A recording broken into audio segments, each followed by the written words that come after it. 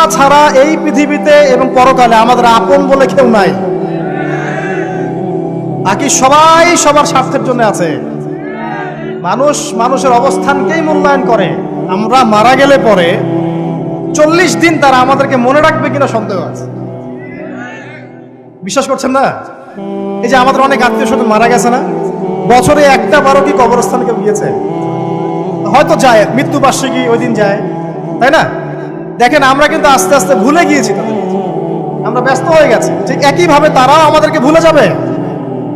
এই জন্যে আমি বারবার আপনাদেরকে মনে করে একটা কথা, আমার জীবন থেকে উপলব্ধি করি একটা কথা, যে একমাত্র আল্লাহ ছাড়া এই পৃথিবীতে এবং পরকালে আমাদের আপন বলে কেউ নাই। বাকি সবাই সবার স্বার্থের জন্য আছে।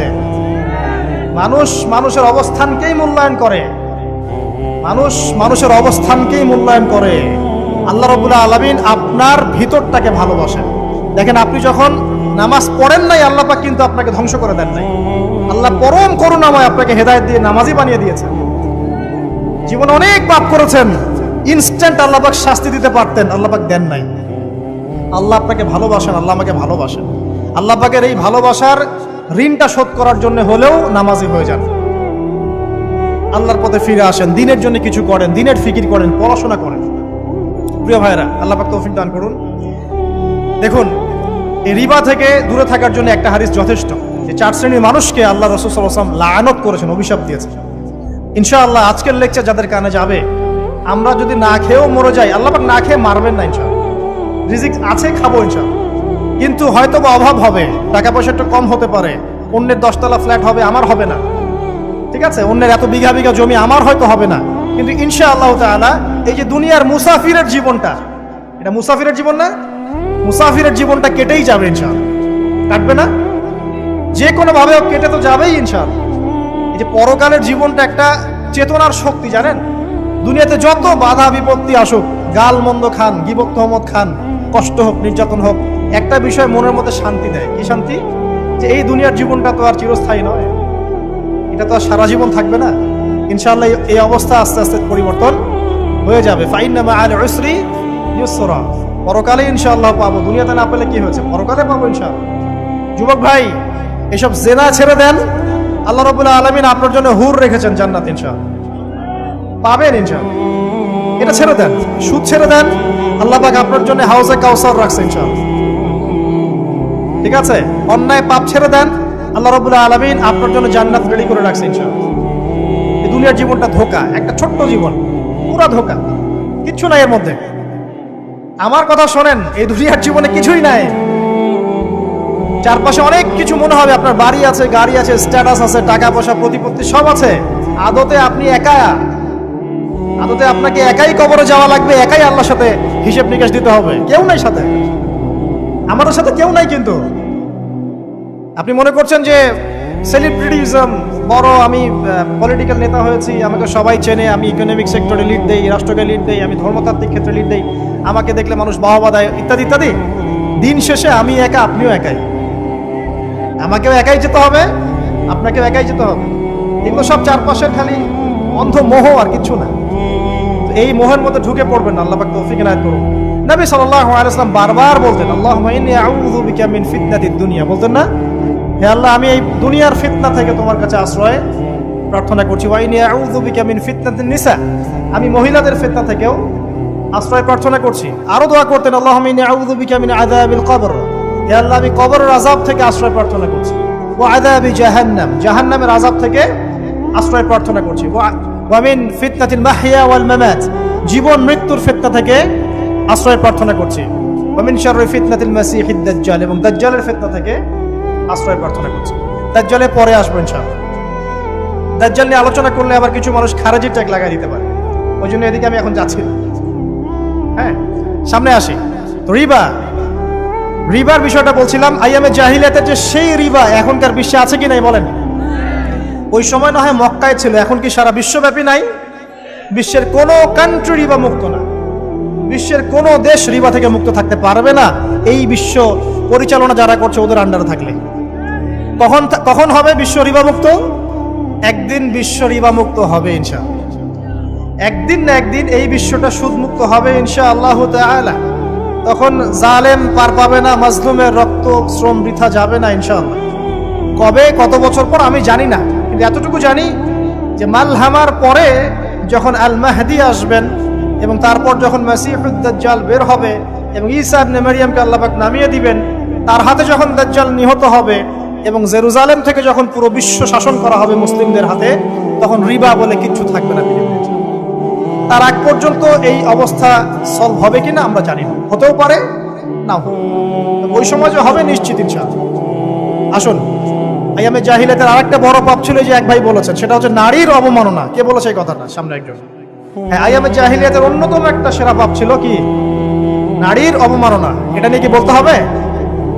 এখন ধর্মের মধ্যেও আমরা নারীদেরকে অবমাননা করছি। বহু নামাজি ব্যক্তি আছে আমাদের মধ্যে, দেখবেন বোনের সম্পত্তি দেয় নাই, মেয়েকে শিক্ষিত করতে যাচ্ছেন না। কেন যাচ্ছেন না? ওর কি অধিকার নাই শিক্ষার? আপনি কি জানেন যে আয়েশা রাদিয়াল্লাহু আনহার কাছে বহু সাহাবী হাদিসের তালিম নিয়েছেন, বহু হাদিস শিখিয়েছেন কে? মা আয়েশা রাদিয়াল্লাহু আনহা। তিনি যদি শিক্ষিত না হতেন শেখাতে পারতেন? তো মেয়েদের শিক্ষার দরকার আছে না? হ্যাঁ, কি বিষয় দরকার? তাদের উপযুক্ত পরিবেশ নিশ্চিত করতে হবে, নিরাপত্তা, পর্দা এগুলো নিশ্চিত করতে হবে। তারপরে মেয়েদেরকে আপনি অবশ্যই শিক্ষিত করুন। ঘরের কোণে বসে রাখতে কে বলেছে? আপনি নিরাপদ পরিবেশ দেন, পর্দা দেন, তারা মাদ্রাসা যাবে, পড়াশোনা করবে। ঠিক আছে? আল্লাহ পাক আমাদের মা বোনদেরকে শিক্ষিত করার তৌফিক দান করুন, আমিন। ভালো ভালো কোয়ালিটি সম্পন্ন মহিলা মাদ্রাসা গড়ে তোলেন। আর মেয়েরা যদি শিক্ষিত না হয় তাহলে আমাদের বাড়ির বউরা শিক্ষিত হবে। আর বউ শিক্ষিত না হলে আপনি একা শিক্ষিত হয়ে লাভ নাই। তখন ওই যে বললাম টর্চার সেল, ওই টর্চার সেলে ঢুকতে হবে আর কি। কথা বুঝতে পারছেন না? আগে বিয়ে শাদী করেন, বুঝবেন ইনশাআল্লাহ। যারা করেছেন তারা অলরেডি হাসছে যে মিটমিট করে দেন। ঠিক আছে? আচ্ছা, সামনে আসেন। দেখেন মেয়েদের অবমাননা কিভাবে দেখাবো। সবচেয়ে বড় অবমাননা হচ্ছে ওদের দেহটাকে আমরা এখন পণ্য বানিয়েছি। এই যে পর্নোগ্রাফি দেখেন, এই মেয়েগুলোর ইজ্জতের কোনো দাম নাই। মানে তাদের দেহটাকে একটা ব্যবসার সামগ্রী বানানো হয়েছে। এবং আমি একটা লেকচার দিয়েছিলাম ঢাকায়, নীল দর্পণ, দেখবেন অনলাইনে আছে। ওখানে আমি স্ট্যাটিস্টিক দেখিয়েছি যে সারা বিশ্বে এই যে আমেরিকায় শুধুমাত্র $12 বিলিয়ন ব্যবসা করে পর্ন দিয়ে। এটা একটা ব্যবসা, একটা ইন্ডাস্ট্রি। যেমন ফিল্ম ইন্ডাস্ট্রি আছে, তারপরে গানের ইন্ডাস্ট্রি আছে না, এরকম একটা ইন্ডাস্ট্রি হচ্ছে এই পর্ন ইন্ডাস্ট্রি। এখানে সবাই অ্যাক্টর অ্যাক্ট্রেস, এরা হচ্ছে অভিনেতা অভিনেত্রী। এখানে যা দেখানো হয় এগুলো কিন্তু রিয়েল না, বাস্তব না, সব ফেক। বুঝতে পারছেন না কথা? এগুলো অভিনয়, এগুলো ফেক। এবং এটা একটা ইন্ডাস্ট্রি, এর মধ্য দিয়ে মেয়েদের দেহটাকে পণ্য বানিয়ে সারা বিশ্বে ব্যবসা করছে। এবং এর একটা অন্যতম উদ্দেশ্য হচ্ছে মুসলিম যুবকদের ঈমান যেন নষ্ট করা যায়। কারণ মুসলিম যুবকদের ঈমান চলে গেলে তারা নিশ্চিন্ত যে ওদের পথে আর কেউ বাধা নাই। কারণ ওদের এই জুলুমের পথে বাধা যদি কেউ দিতে পারে তাহলে কারা দিবে? মুসলিমরা। আর মুসলিমদের মধ্যে সবচেয়ে শৌর্য বীর্য কাদের মধ্যে থাকে? যুবকদের মধ্যে। যুবকদের ঈমান যদি চলে যায় তাহলে এদের আর কোনো সমস্যা নাই। এই বিষয়টা খেয়াল করবেন যে এটা একটা ইন্ডাস্ট্রি। সো এখানে আমরা মেয়েদের দেহটাকে আমরা কি বানিয়েছি? পণ্য বানিয়ে দিয়েছি। আর এখন তো চলছে কাপড় খোলা সংস্কৃতি। প্রত্যেকটা সেক্টরে আপনি গিয়ে দেখবেন মেয়েদের ইজ্জত, সম্মান, আব্রুটাকে উন্মুক্ত করে এটাকে দিয়ে আমরা বিজনেস করছি। এটা একটা বিজনেস। এখানে সমাধান কি? সমাধান আয়েশা রাদিয়াল্লাহু আনহা। সমাধান কে? সমাধান ফাতিমা রাদিয়াল্লাহু আনহা। সমাধান কে? সমাধান খাদিজা রাদিয়াল্লাহু আনহা। আমাদের মা, আমাদের বোন, আমাদের স্ত্রীদেরকে তাদের মতো করে মানুষ করতে হবে, গড়ে তুলতে হবে ইনশাআল্লাহ। দেখবেন নারীর সত্যিকারের সম্মান নিশ্চিত হবে ইনশাআল্লাহ। ইসলাম কি কখনো বলেছে যে মেয়েরা কাজ করতে পারবে না, পড়াশোনা করতে পারবে না ইত্যাদি? এই নাস্তিকরা তো ঠুনকো যুক্তি দিয়ে আক্রমণ করে। কে বলেছে সমস্যা? এমন ইসলামিক স্টেট আছে যেখানে একটা স্টুডিও, মনে করি স্টুডিও, ছবি তোলা হয়, কথার কথা, সেখানে সব কর্মী মহিলা, কোনো পুরুষ নাই। একটা মাদ্রাসা, সমস্ত কর্মী মহিলা, কোনো পুরুষ নাই। একটা স্কুল, সবাই মহিলা, কোনো পুরুষ নাই। ওখানে মেয়েরাই পড়ে, মেয়েরাই শেখায়। জায়েজ না জায়েজ বলেন? একটা নিরাপদ পরিবেশে যদি মেয়েরাই মেয়েদের দায়িত্ব নিয়ে পড়াশোনা করায়, ব্যবসা করে, অন্য কিছু করে, জায়েজ না জায়েজ? তাহলে পরিবেশ নিশ্চিত করাটা হচ্ছে চ্যালেঞ্জ। ইসলাম বলছে না যে আপনি তাকে একদম অজ্ঞ করে রেখে ঘরের কোণে ফেলায় রেখে দেন, তাকে আপনি পড়াশোনাও শেখাবেন না, সম্পত্তির অধিকারও দিবেন না, কিছুই না। এগুলো ইসলাম কখনো বলেনি। বলেছে? আরে বোকা মানুষ! রাসূলুল্লাহ সাল্লাল্লাহু আলাইহি ওয়াসাল্লামের সময় তো মহিলা সাহাবীরা উহুদের যুদ্ধ করেছে। কি শুনলেন? রাসূল সাল্লাল্লাহু আলাইহি ওয়াসাল্লামের সময় মহিলা সাহাবী উহুদের যুদ্ধও করেছে। উহুদের যুদ্ধের নাম শুনেছেন? ওখানে মহিলা সাহাবীও ছিল তীরন্দাজ। তাহলে মহিলারা কি করে নাই নবীর যুগে? খাদিজা রাদিয়াল্লাহু আনহা যত বড় ব্যবসায়ী ছিলেন, এখন এত বড় ব্যবসায়ী পাবেন? কোন মেয়ে আছে এত বড় ব্যবসায়ী? উসমান রাদিয়াল্লাহু আনহু যত বড় বিজনেসম্যান ছিলেন, এখন এত বড় বিজনেসম্যান আছে? তো কি ছিল না সেই স্বর্ণ যুগে? ওই স্বর্ণ যুগের সুন্নতি আমাদেরকে আমল করতে হবে। আল্লাহ পাক তৌফিক এনায়েত করুন, আমিন। প্রিয় মা ও বোনেরা, পর্দা ছাড়বেন না। আপনাদের জন্য 4টা কাজ: স্বামীর আনুগত্য করা, লজ্জাস্থানের হেফাজত করা, আপনার 5 ওয়াক্ত সালাত ঠিকঠাক মতো আদায় করা এবং রমজান মাসে সওম রাখা। নবীজি বলেছেন সাল্লাল্লাহু আলাইহি ওয়াসাল্লাম, জান্নাতের যে কোনো দরজা দিয়ে ইচ্ছা আপনি প্রবেশ করতে পারবেন। আপনার জন্য সহজ। আর স্বামীর আনুগত্য বলতে আমি বুঝাইনি স্বামীর দাসত্ব করতে হবে, এটা বলিনি। এখনকার কিছু ফ্যামিলিস্ট মেয়ে আছে, ওরা আনুগত্য শব্দ মনে হয় যে দাসত্ব বলে। আনুগত্য দাসত্ব এক জিনিস না। আনুগত্য কি? স্বামী কোরআন সুন্নাহর অনুকূলে কোনো কথা বলেছে, আপনি মানবেন। স্বামী বলছে পর্দা করো, তোমাকে ভালোবেসে বলছি তুমি পর্দা করো, তুমি আমার অনেক প্রিয় একজন মানুষ, তুমি বেপর্দায় বাইরে যাবা, লোকজন দেখবে, কেমন হয়? ঠিক আছে, তোমাকে তো আমি বিয়ে করেছি, তুমি আমার মানুষ, তোমাকে দেখবে কেন? ঠিক আছে, তো এখন স্বামী ভালো কথা বলেছে, আপনি শুনলেন, এটা আনুগত্য। আর ওই স্বামী যদি বলে আসো তো আমার কলিগরা এসেছে, ওকে খাবার সার্ভ করতে হবে, আসো খাবারটা পরিবেশন করো, এখন আপনি বেপর্দা হয়ে আপনার স্বামীর কলিগের সামনে খাবার পরিবেশন করতে শুরু করবেন, এটা কি আনুগত্য করতে হবে? এটা তখন আপনি আনুগত্য করবেন না। সিম্পল, কোরআন সুন্নাহর অনুগত কাজে আপনি স্বামীর আনুগত্য করবেন, বিপরীতে গেলে আপনি করবেন না। স্বামীর আনুগত্য মানে স্বামীর দাসত্ব নয়। আর এই হাদিসটা আপনি কেন ভুলে যান যে আল্লাহ রাসূল সাল্লাল্লাহু আলাইহি ওয়াসাল্লাম বলেছেন আল্লাহ ছাড়া যদি কাউকে সেজদা করা যেত, সম্মান বুঝাচ্ছেন, আল্লাহ ছাড়া যদি কাউকে সেজদা করা জায়েজ হতো, আমি মেয়েদেরকে বলতাম যেন স্বামীকে সেজদা করে। কেন? কারণ আপনাকে রেসপন্সিবিলিটি, আপনার খাবার, আপনার ফুড, আপনার শেল্টার, আপনার মানে পুরো দায় দায়িত্ব নিজের হাড় ভাঙা পরিশ্রম দিয়ে, জীবনের ঝুঁকি নিয়ে স্বামী আপনার জন্য করে। সে আপনার সম্মান পাওয়ার যোগ্য তো? সে কি আপনার সম্মান পাওয়ার যোগ্য নয়? আপনি যদি সম্মানের হক আদায় না করতে পারেন তাহলে আপনি অকৃতজ্ঞ। আর অকৃতজ্ঞ মেয়ে কখনো জান্নাতে যাবে? একটা হাদিসে আছে বেশিরভাগ মেয়ে জাহান্নামে যাওয়ার অন্যতম কারণ হচ্ছে তারা স্বামীর সাথে কুফরি করে। কি করে? মানে সারা জীবন স্বামী ভালোবেসে যায়, ভরণ পোষণ দিয়ে যায়, সব চাহিদা পূরণ করে যায়, একদিন দেখবেন কথা কাটাকাটি হয়েছে, ওই দিন বলে বসবে যে তোমার কাছে আমি কিচ্ছু পাই না। এই যে কুফরি, এই কারণে তারা জাহান্নামে যেতে পারে বেশি। আল্লাহ হেফাজত করবে। আরেকটা কারণ হচ্ছে যে বেপর্দা। আপনাকে 4টা মূলনীতি ফলো করতে হবে। 1, এমন কোনো পোশাক পরবেন না যে পোশাকটা আটো সাটো, যেটা পরলে আপনার গায়ের কাঠামো বোঝা যায়। এটা বোরখা হলেও পরা যাবে না। আমি কি বুঝাতে পারছি? ডিজিটাল বোরখা দেখেন নাই? দেখছেন? মাশাআল্লাহ। আর কারা কারা দেখছেন? এদিকে চোখ বেশি যায় না?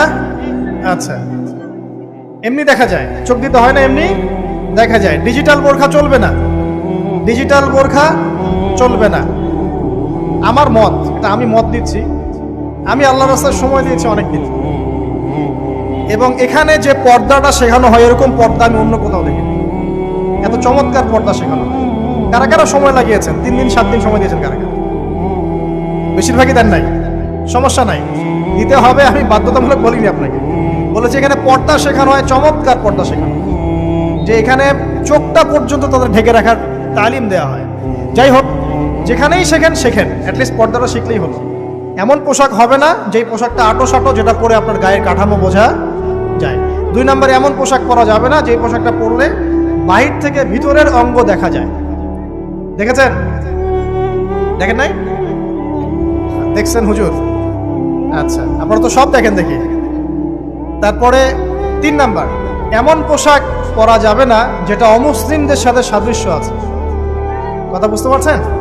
অমুসলিমদের ধর্মীয় বিষয়ের সাথে সাদৃশ্য আছে এমন পোশাক মুসলিম মেয়েদের পরা যাবে না। এর মানে এই নয় যে অন্য ধর্মকে আপনি আক্রমণ করবেন, এটাও নয়। যে যার ধর্ম তাদের স্বাধীনতা মতো পালন করবে। মুসলিমরা বাধা দিবে না। মুসলিমরা দাওয়াত দিতে পারে। কি করতে পারে? দাওয়াত দিতে পারে যে ভাই, যে লা ইলাহা ইল্লাল্লাহর কনসেপ্ট আপনাকে বোঝাচ্ছি, আল্লাহ ছাড়া কোনো মাবুদ নাই, মুহাম্মদ সাল্লাল্লাহু আলাইহি ওয়াসাল্লাম সর্বশেষ রাসূল, এই কোরআন পড়ুন, হাদিস পড়ুন, দেখুন এটাই হচ্ছে মানবতার মুক্তির সনদ। এরপর যদি সে ইসলাম কবুল করে আলহামদুলিল্লাহ, যদি না করে এর হিসাব কে দিবে? সে নিজে দিবে। এর হিসাব কি আমাকে দেওয়া লাগবে? দেওয়া লাগবে না। তো অমুসলিমদের সাথে সাদৃশ্য আছে এমন পোশাক চলবে না। আর 4 হচ্ছে পুরুষরা মেয়েদের পোশাক পরতে পারবে না, মেয়েরা পুরুষদের পোশাক পরতে পারবে না।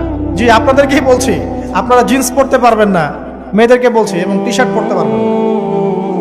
আপনারা ওই যে যা ইচ্ছা তাই ড্রেস পরে বলবেন যে 1000 বছরের সভ্যতা সংস্কৃতি, এসব বাজে কথা চলবে না এখানে। এটা 1000 বছরে কোনোদিনও আমাদের দাদা নানিরা এগুলা কখনো পরে নাই। করছে? আপনার দাদি কখনো ওইরকম পরছিল শাড়ি?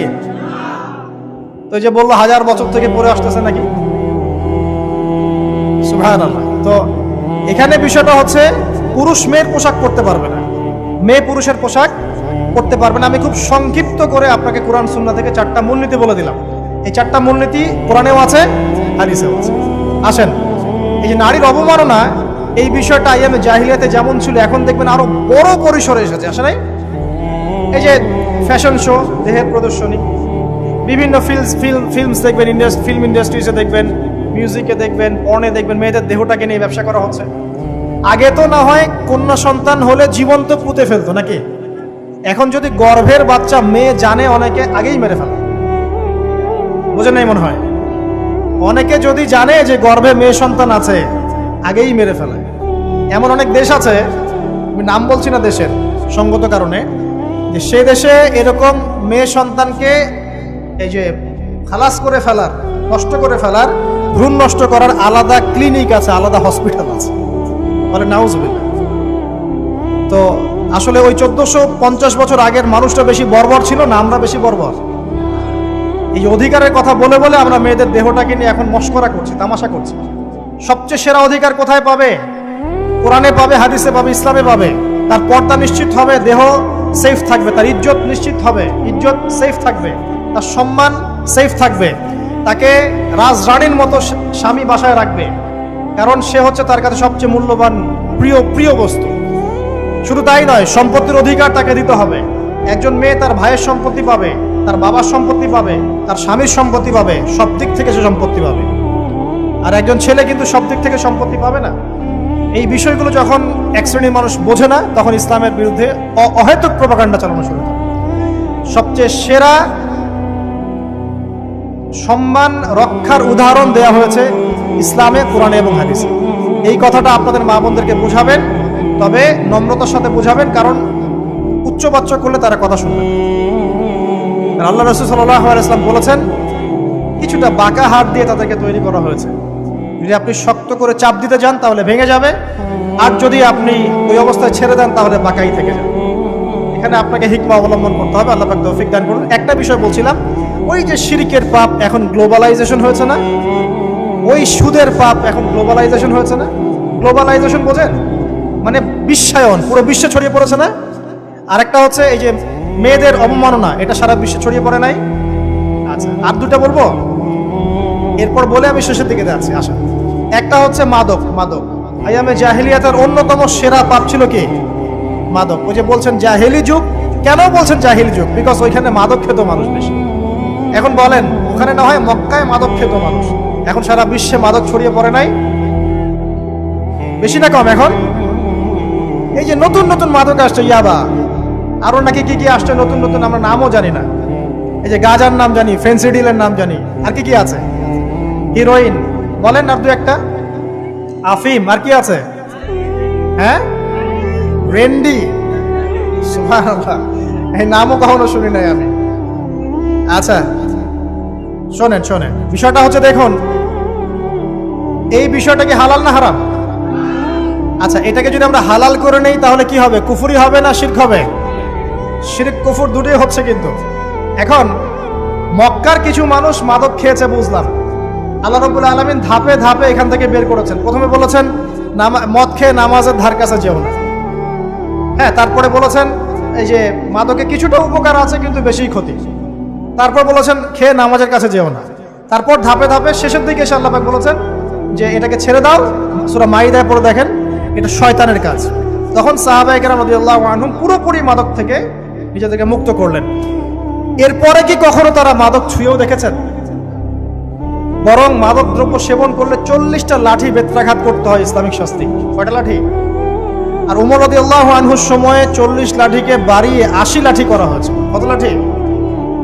80 লাঠি। কিন্তু আরো একটা পাপের শাস্তি আছে, বলবো? অপবাদ। এখন যেটা বেশি দেওয়া হয়, অপবাদ, মিথ্যা অপবাদ, সতী সাদী নারীর উপরে মিথ্যা অপবাদ, এর শাস্তি হচ্ছে 80 লাঠি। আবার 100 লাঠির শাস্তি আছে, 100 লাঠি। এটা কিসের জানেন? জিনা। জিনা এই যে যারা করছেন, এর শাস্তি হচ্ছে 100 লাঠি। তাও জনসমক্ষে দিতে হবে, গোপনে না। আর 1 বছরের জন্য এলাকা ছাড়া করতে হবে। রজম একটা শাস্তি আছে, রজম। এটা কি? রজম মানে পাথর নিক্ষেপ করে হত্যা। এটা তো বর্বর, তাই না? অমানবিক, মধ্যযুগীয়। এসব কথা শুনছেন না? শোনেন, কিছু কিছু বিষয় আছে যে বিষয়গুলো করার পরে এই পৃথিবীতে মানুষ বেঁচে থাকার অধিকারটা হারিয়ে ফেলে। কথা বুঝতে পারছেন না? কিছু কিছু পাপ আছে, এগুলো করলে পরে মানুষ এই পৃথিবীতে বেঁচে থাকার অধিকারটা হারায় ফেলে। যেমন কোনো বিবাহিত ব্যক্তি যদি জেনা করে, নাউজুবিল্লাহ, কোনো ছেলে যদি কোনো ছেলের সাথে যৌন সম্পর্ক করে, সমকামী করে, বা এটাকে যেটা গে মানে যেটা কি বলে, সমকামিতা, ঠিক আছে?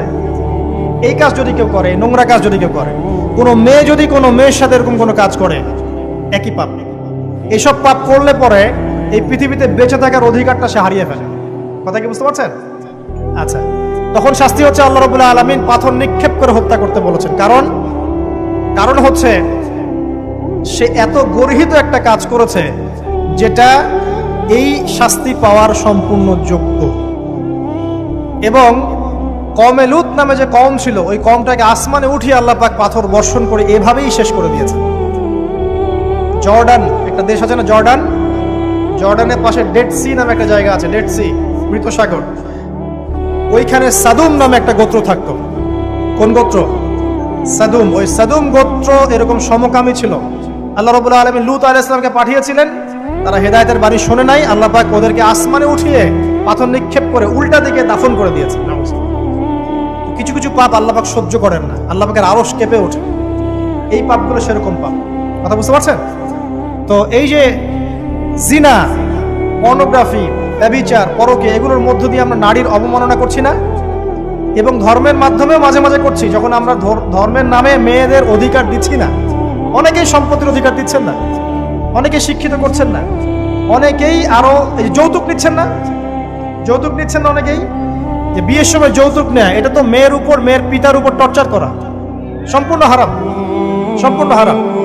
তারপরে দেখবেন, রিপোর্টগুলো পড়ে দেখবেন যে এই বছর 2000 কত, এটা 22, এই 22-এই গভর্নমেন্ট রিপোর্ট অনুযায়ী নিবন্ধিত প্রায় 1339টা ধর্ষণের মামলা হয়েছে। এটা এখন অ্যাভেলেবল, যে কোনো সব জায়গায় ধর্ষণ হচ্ছে, এখন অ্যাভেলেবল।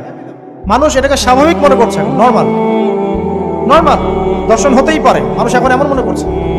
প্রত্যেক দিন পেপার খুলবেন, দেখবেন রেপের খবর, প্রত্যেক দিন খবর শুনবেন ধর্ষণের খবর। আর সব খবর তো আসে না, আসে হয়তো 10%, 20%, 30%, বেশিরভাগই আসে না। এলাকায় মোড়ে মোড়ে দেখবেন, গ্রামে গঞ্জে শহরে বন্দরে খালি ইফটিজিং দেখবেন, খালি ইফটিজিং। মেয়েদেরকে যৌন হয়রানি করা হচ্ছে, বাসে, অটোতে, টেম্পুতে, সব জায়গায়। বাসের মধ্যে মেয়েকে রেপ করে ফেলা হচ্ছে। একটা বাচ্চা মেয়ে যে বোঝেও না যে সেক্সুয়াল বিষয়গুলো কি জিনিস, ওকেও রেপ করা হচ্ছে। এই যে মহামারী, আপনি তো বুঝতে পারছেন না যে আমরা কোন সমাজে আছি। এই সমাজে আপনার মেয়ে তো সেফ না, আমার মেয়ে তো সেফ না। আমার মেয়ে, আপনার মেয়ের ভবিষ্যৎ কি হবে, এর ভবিষ্যতের নিশ্চয়তা কে দিবে? আপনার মেয়ের ইজ্জতের ভবিষ্যতের নিশ্চয়তা কে দিবে? এই নিশ্চয়তা দেওয়ার মতো মানুষ কোথায়, নেতা কোথায়? কারো ঘরের স্ত্রী, কারো ঘরের বোন, কারো ঘরের মেয়ে এখন সেফ না। যে কোনো জায়গায়, যে কোনো বাসে, ট্রাকে, ট্রেনে, অটোতে, সব জায়গায় হতে পারে। আর এগুলোকে আমরা প্রমোট করছি, এখন নগ্নতাকে প্রমোট করছি, পর্নকে প্রমোট করছি। এই নগ্নতা, পর্ন, এসব দিয়ে মানুষের মাথাটাকে পুরো জানোয়ার বানিয়ে ফেলা হয়েছে। পর্ন দেখাতে দেখাতে ছেলেদের মাথাটাকে জানোয়ার, পশু বানিয়ে ফেলা হয়েছে। এরা এখন বোঝে না যে মেয়ে কি জিনিস, মা কি জিনিস, বোন কি জিনিস, তাও বোঝে না। ভাই বোনের সাথে জেনা করেছে, চাচাতো বোন চাচাতো ভাইয়ের সাথে জেনা করছে, চাচাতো ভাই ফুফাতো বোনের সাথে জেনা করছে। রংপুরের খবর শুনলাম যে মায়ের সাথে ছেলেও জেনা করেছে। এগুলো কেন হচ্ছে? এই মহামারী কেন হচ্ছে? কি সমাধান দিবে? সমাধান ইসলামে ছিল, আমরা নেই নাই। সমাধান হচ্ছে, প্রথম সমাধান অশ্লীলতার মহামারী বন্ধ করতে হবে, পর্দা নিশ্চিত করতে হবে, পর্নোগ্রাফির সমস্ত সাইটগুলো বন্ধ করে ফেলতে হবে। আজকের নিউজ দেখেছি আমি, এটা আমি ধন্যবাদ জানাই বাংলাদেশ গভর্নমেন্টের যে তথ্য প্রযুক্তির যে সেন্টার আছে, প্রায় 26,000 পর্ন সাইট তারা বন্ধ করে দিয়েছে, আলহামদুলিল্লাহ। তো কথা বললে তো কাজ হবে, কথা না বললে কাজ হবে কিভাবে? 26,000 পর্ন সাইট তারা বন্ধ করে দিয়েছে। যখন সমাজের মানুষ পর্ন দেখতে দেখতে পশু হয়ে গেছে, আপনি বাইরে এই যে আলখাল্লা টুপি দাঁড়িয়ে পরে ঘুরলে লাভ আছে? ভিতর থেকে তো আপনি পশু। দেখবেন মসজিদে ইমাম সাহেব নামাজ পড়তে এসেছে, বাসায় পর্ন দেখে আসছে, নামাজে কোনো মনোযোগ নাই। দেখবেন টাপাটাপ নামাজ পড়ছে, কোনো মনোযোগই নাই, পর্ন দেখে। ইমানের আলোচনা করবেন, খুব লাফালাফি করলো, 2 দিন পর দেখবেন কোনো খবর নাই, পর্ন দেখতে দেখতে ভিতরটা শেষ, ড্যামেজ। পর্নোগ্রাফিতে যে একবার আসক্ত হয়েছে, তার মধ্যে ইমানের কোনো তেজই থাকবে না, কোনো তেজ থাকবে না। এখন আলেম জালেম সবার ফোনে ফোনে দেখবেন পর্ন চলে আসতেছে, কেউ দেখতে না চাইলেও তাকে দেখতে বাধ্য করা হচ্ছে। ফেসবুকে ঢুকবেন, নগ্ন দৃশ্য। এই নগ্নতা দিয়ে, এই পর্নোগ্রাফি দিয়ে, এই যে মিডিয়ার মধ্যে দিয়ে প্রমোটিংটা দিয়ে ব্যভিচার ছড়িয়ে দেয়া, জেনা ছড়িয়ে দেয়া, অশ্লীলতা ছড়িয়ে দেয়া, পরকীয়া ছড়িয়ে দেয়, এর মধ্য দিয়ে নারীর সম্মান, দেহ, ইজ্জতকে আমরা এখন রাস্তার সাথে মিশিয়ে দিয়েছি। কিসের অধিকারের কথা বলছে? কিসের নারী অধিকারের কথা বলছে? খালি ডিগ্রি সার্টিফিকেট অর্জন করতে পারলেই অধিকার হয়? আমার তো ইজ্জতই ঠিক থাকলো না, আমার অধিকার কোথায় থাকলো? একটা সার্টিফিকেট অর্জন করার জন্য কলেজের মেয়েদেরকে বড় বড় নেতার বেডরুমে ঢুকানো হচ্ছে, দেখেন নাই? তো একটা সার্টিফিকেট অর্জন করতেই হবে আমাকে, নিজের ইজ্জত বিক্রি করে দিয়ে হলেও আমার সার্টিফিকেট অর্জন করতেই হবে। লাথি মারি এসব পড়াশোনার পিছনে, দরকার নেই আমার পড়াশোনা। হচ্ছে বাসায় এলাকায় এলাকায় মহিলা মাদ্রাসা করেন, মাদ্রাসায় মেয়েদেরকে পড়ান। আমি খুব দুঃখের সাথে বলছি, অনেক মাদ্রাসাতেও এরকম ঘটনা কিন্তু ঘটেছে না? এখানে একটা কথা আমরা পরিষ্কার করতে চাই, সেটা হলো যে পাপ পাপী, রেপি, ধর্ষণী, সে আলেম করুক আর জালেম করুক, ইমাম করুক আর জালেম করুক, ফাসেক করুক, সবাইকে সমান শাস্তি নিশ্চিত করতে হবে। আর শাস্তি হবে দৃষ্টান্তমূলক, যেন আরো 10 জন দেখে শিক্ষা নেয়। ওই যে ইসলামে আছে না হাত কেটে ফেলা, কি কারণে বলেন তো? কারণ সবাই যখন দেখবে এই যে খুবির সাথে বেঁধে একটা চোরের হাত কেটে ফেলা হয়েছে, এলাকার সব মানুষ দেখেছে, চুরি বাড়বে না কমবে? নিশ্চিত চুরি কমে যাবে ইনশাআল্লাহ। এই যে নারীর অবমাননার ওই যুগের চেয়ে এই যুগে বেশি না কম? আপনি ভালো করে আল্লাহর নূর দিয়ে দেখেন। আমি প্রথমে বলেছি, শুধু বাইরের চোখ দিয়ে দেখলে সব বুঝতে পারবেন না। আল্লাহ পাকে নূর দিয়ে দেখেন, কোরআন সুন্নাহর গভীর জ্ঞান দিয়ে দেখেন, দেখবেন ওই জাহিলিয়াতের চেয়ে 1000 গুণ বেশি জাহিলিয়াত এখনকার বিশ্বে চলছে। আল্লাহ পাক আমাদের মা বোনদের ইজ্জত হেফাজত করুন, তাদের সম্মান হেফাজত করুন। আমরা দোয়া করি আল্লাহ পাক তাদেরকে উচ্চ শিক্ষায় শিক্ষিত করুন, নিরাপত্তা নিশ্চিত করুন। কেউ যদি ওদের দিকে খারাপ চোখ তুলে তাকায়, আল্লাহ পাক সেই চোখকে যেন ধ্বংস করে দেন। আল্লাহ পাক তাদের ইজ্জতের প্রতি যদি কেউ খারাপভাবে হাত বাড়ায়, তাদের শাস্তি যেন নিশ্চিত করার তৌফিক আল্লাহ পাক আমাদেরকে দান করে। আল্লাহ পাক আমাদের মা বোনদেরকে মহামূল্যবান মনে করে আমাদেরকে হেফাজত করার তৌফিক দান করুন, আমিন। আর তাদেরকে যারা নগ্ন করতে চায়, আল্লাহ পাক এদেরকে ধ্বংস করে ছেড়ে দিন, আমিন।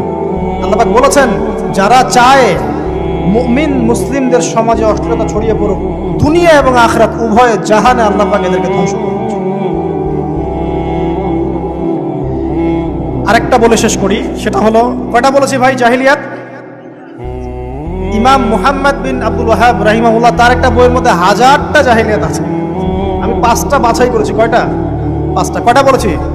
4টা। এক হচ্ছে কি বলেছিলাম? শিরক, আছে না নাই? রিবা এখন আছে না নাই? 3 নাম্বার কি ছিল? মাদক।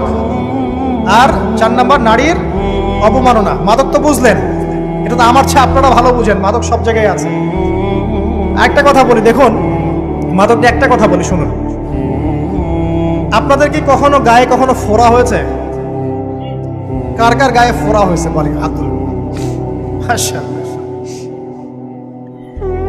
কেমন ব্যথা? ফোড়া ফেটে গেলে কি বের হয়? রক্ত আর পুঁজ বের হয়, তাই তো?